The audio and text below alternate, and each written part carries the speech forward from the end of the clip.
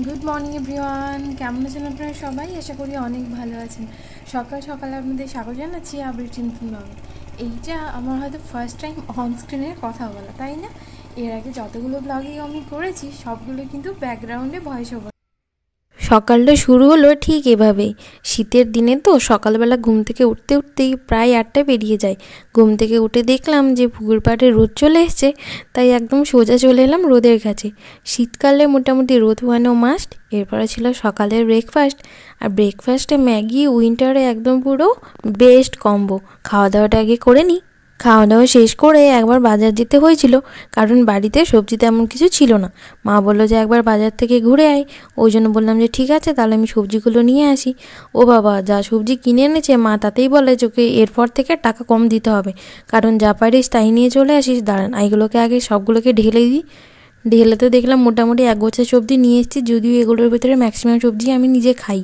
যে সবজিগুলো খাই না ওগুলো আমি কিনে আনি না, কারণ নিয়ে এলেই ঘরে অশান্তি শুরু হবে যে কেন এটা খাস না, কেন ওটা খাস না। সুতরাং যেগুলো খাই ওগুলোই নিয়ে আসি। নিয়ে এসে মোটামুটি এগুলোকে ভালো করে গুছিয়ে রেখে দিই।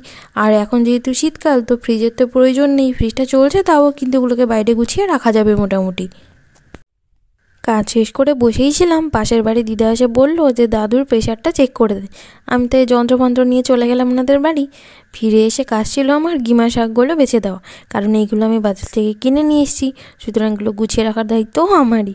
মা রান্না করে দেবে, আমি খেতে পাবো, ব্যাস। এরপরে মাদুর দিয়ে রোদে বসেছিলাম, আর মা বানাচ্ছিল পান। আমাদের এখানের জীবনে পান যে কতটা নেসেসারি সে তো আর বলার মতো নয়।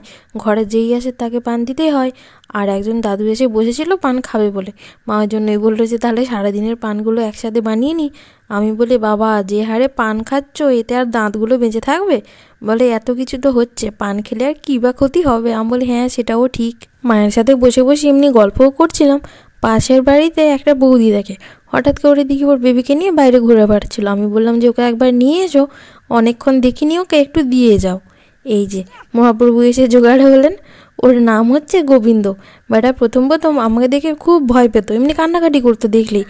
এখন তো রোজই দেখে প্রায়, ওই জন্য আর কাঁদেও না। ও বাবা, ও এখন এমনি মা বাবা বলতে শিখেনি, শুধু 2-3টা কথা বলতে শিখেছে। তার ভেতরে একটা হচ্ছে যা। ওর মা থাক অন্য কেউ থাক, ওকে দেখলেই শুধু বলে যা যা।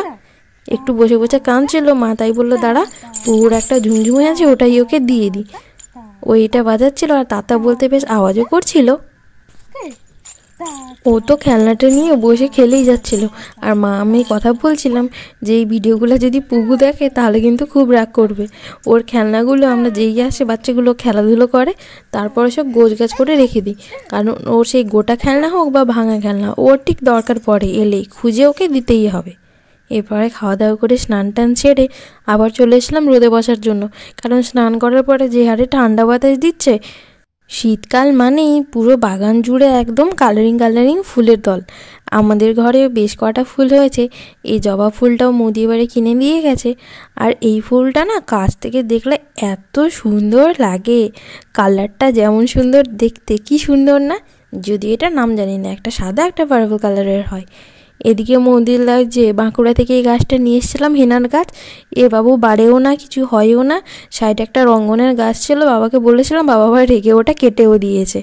আর এইদিকে এই ফুলগুলো হয়েছে কী নাম জানি না, তবে এইগুলো অনেক কটা কালারের হয়। আমাদের ইয়েলো হয়েছে, অনেক জায়গায় পার্কে দেখেছি হোয়াইট, পার্পল, অনেক রঙই হয়।